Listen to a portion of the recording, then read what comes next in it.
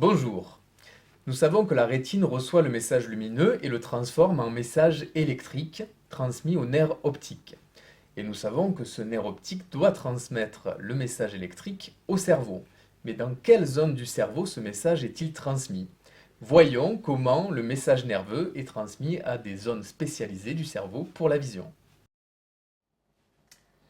Nous savons que la rétine, par le biais du nerf optique, doit transmettre un message nerveux au cerveau.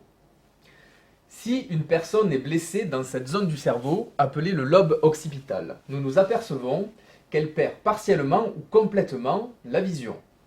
C'est donc cette zone qui est impliquée dans la perception visuelle.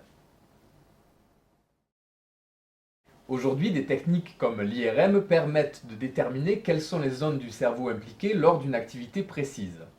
Par exemple, lorsque nous visualisons un objet ou lorsque nous lisons des mots, on s'aperçoit que c'est cette zone du cerveau située dans le cortex cérébral, au niveau du lobe occipital, qui est impliquée dans la vision.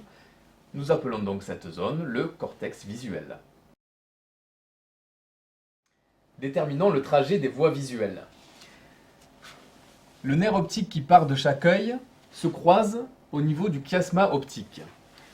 Et les fibres optiques de chacun des deux yeux rejoignent une partie du cerveau, hémisphère gauche et hémisphère droit.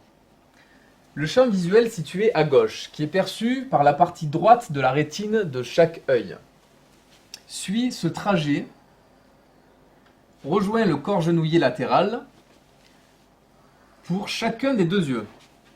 Les fibres optiques rejoignent ensuite l'hémisphère droit. Le champ visuel situé à gauche est donc traité par l'hémisphère droit du cerveau. Inversement, les objets situés à droite sont captés par la partie gauche de la rétine de chaque œil.